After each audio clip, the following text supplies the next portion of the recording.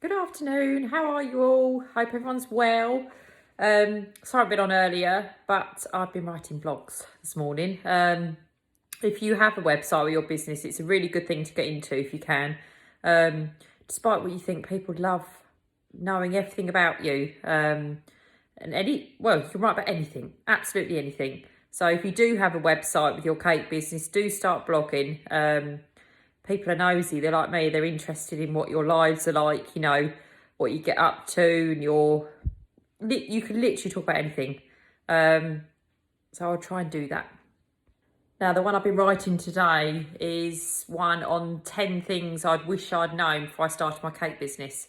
So even though I've done it in blog form, I'm going to go through it now, what I've written down. I batch cook my cupcakes at the beginning of the week. Now, I know loads of you already know this, but this is for my new people. So my recipe that is on YouTube and on my website and everywhere else is enough to make sort of 12 to 15 cupcakes. Now, I triple my recipe when I'm batch cooking. So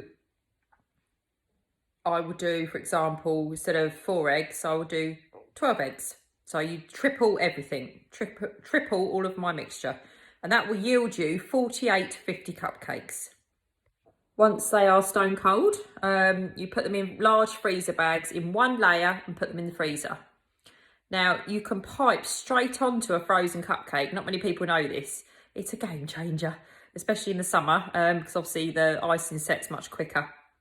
And it's so much easier handling a cold cupcake rather than one that's just been baked, because then you can sort of squish the cake and end up with the case peeling off and stuff like that. So yes, you can freeze your cupcakes. Loads of people worry about this because of cases peeling and things like that. This only happens if your cupcakes are undercooked, or if your cupcakes are in like a humid room. That's when they will start peeling. By the time you've decorated all of your cupcakes and loaded into your bouquets, or even if you're doing box ones, they take about 15 minutes to defrost. So there's no panic of you handing over a frozen bouquet to your customers. And it's a game changer. Now, right at the beginning, I used to get orders come in, I don't know, for 12 bouquet or 12 whatever cakes. And I would go and bake them. Wait for them to cool, and you're standing there, you're waiting for them to cool. Time is money. You have to remember that. So then I'd pipe them. And then another order would come in. Go and have to bake 12 more. This took me about a year to twig on to do more than 12 at a time. I don't know why. I think I remember thinking at the time that the cupcakes wouldn't be the same because, sort of texture. They're absolutely no different. So if you can get into batch cooking them, life is so much easier, far less stressful. Again, it's the same with the buttercream. Batch make it, because it's such a messy business, isn't it? Again, like I just said earlier, when you've got to, make the cakes and then make your buttercream, the kitchen is a bomb site, which makes you stressed anyway, and then you've got to try and pipe. So if you can get into the habit of doing this, baking your cupcakes, getting all your buttercream ready for the week, it eliminates a lot of stress. Now, by batch cooking, making your buttercream, I literally do double batches at a time. So I might do, 5 or 6 or anything up to 10 if you're really busy. Pop it in a container with a lid or in a bowl with cling film over the top. Your buttercream will last in the fridge for as long as the date of the expiry on the pack of butter. So whatever the butter says, if it says it runs out in blah, blah, blah, that's when your buttercream will need to be used by, basically. Can freeze it too, just get it out the night before and it'll be perfect. Now, if you're getting it out of the fridge, please remember it will be rock hard. So many students say to me, it's gone hard. That's what you want. This is what makes lovely smooth buttercream. I try not to use freshly made buttercream at all, really, except for peonies. Peonies, if you want that lovely sort of jagged edge, then use freshly made buttercream. But yes, obviously it'll be a solid lump. So you take out what you need for what you're about to pipe. So you don't try and bring back the whole bowl. Just take out what you need and pop it in the microwave on high for literally 2 or 3 seconds. And you'll be amazed how quickly it comes back.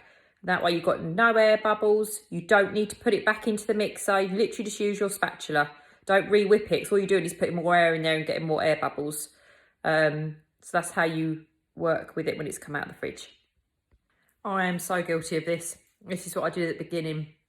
I think my husband was a bit concerned about me because I literally had 15 rolls of cellophane. I'm really sorry, I'm trying to eat my lunch at the same time as doing this. Yeah, I had cellophane any colour, every colour, sorry, every pattern. You don't need it. Buy one roll cellophane. Buy a clear one with a very simple plain white pattern. That way it will go with whatever you are piping. Same as the bows. Just buy green. Green bows go with whatever, don't they? They go with any colour. Same with the tissue paper. Just buy natural tissue paper. Again, it goes with everything. You don't need to have endless supplies of everything. Don't go and spend a fortune. Wait till you started earning. And then if you want more, add to it. Please try and get into the habit of this right from day one. Don't get into the habit of, asking for deposits.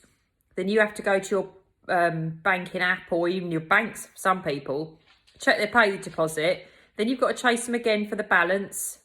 Then you've got to chase again to check they've actually done it. It's not worth the hassle. Again, it's time. Remember, time is money. Whenever anyone orders from me, they have to pay up front before I've even piped it, or I don't put it in my order book. People don't have a problem with this. Try not to get into a habit of it, because all you're doing is making yourself far more admin. And again, it's stressful, because then if someone hasn't paid, you're sitting there thinking, so do I make it then or not? Because obviously you might get a no-show. That's the beauty as well of taking payment up front, because they will turn up for something they're paid in full for. Please don't do this. Where else do you go and say, right, well, I bought two, so how much do I get it for? It doesn't happen.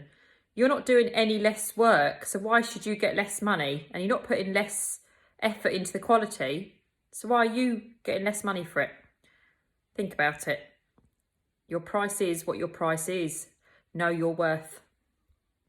This was me right at the beginning. I never said no to anybody. Even if it was midnight and someone said I needed it for the morning, I would go down and do that order. And then I woke up.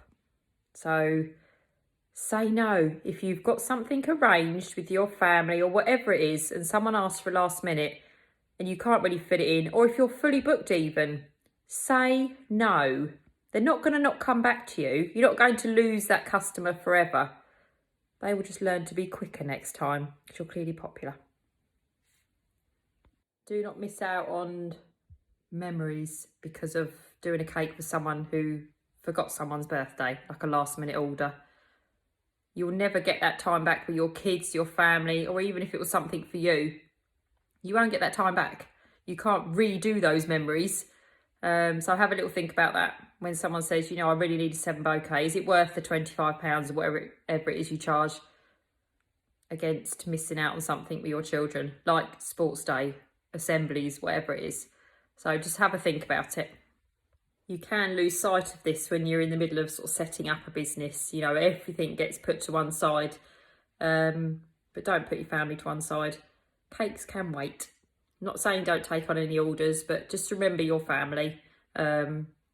They are the most important thing, aren't they? Perfection is not a thing, certainly not when it comes to buttercream, that is for sure. Real flowers are not perfect, are they? Go to any supermarket, any florist, and look at a whole bunch of the same flower. Not one of those will be the same. And that's what I try to instill in all of my students. Stop aiming for perfection, aim for realism. You want them to look real. You're also going to waste your time, keep scraping them off, excuse me, and going again. Again, time is money. Pipe it, put it down. You don't want perfection, you want realism. Yes, you all need to have a bit of faith in yourselves. Again, this is what I used to do. I used to beat myself up about everything and anything to do with the cake world. And don't. You can all do this, as you're all showing in your photographs, your work, how busy you are, all the businesses that are set up. So have a bit of faith. You can do this. Anyone can do it. So give yourselves a pat on the back. Stop knocking yourselves and be proud of what you have achieved. So there are the 10 things I wish someone had sort of told me at the beginning anyway. I had to learn the hard way, as a lot of you have as well. It's not just me. I've got lots of fellow bakers who've been through the same sort of thing. But it's true what I'm saying. I'm not lying to you all. I'm being completely honest. Try and take notice of what I've just said, because it's true. Take care. I think I need to get off of social media today. One of my followers put up a picture of herself and I wrote beautiful lady. Instead, my phone auto-corrected it to beautiful larynx. I clearly can't count. I forgot number 10, which was collection times and being strict with your customers about collection. Don't give them free rein, as in saying, you know, I'm in from 12 till 6 or something like that, because they won't turn up and they will mess you about. Have strict collection times and state quite clearly to your customers that this is their appointment time that they have booked in for, as in you collect at this time. I give my customers a 15-minute window. If they don't collect in that time, I will then rearrange a collection with them that suits me, so they know the deal with me. So be quite strict on that. Remember, in your terms and conditions.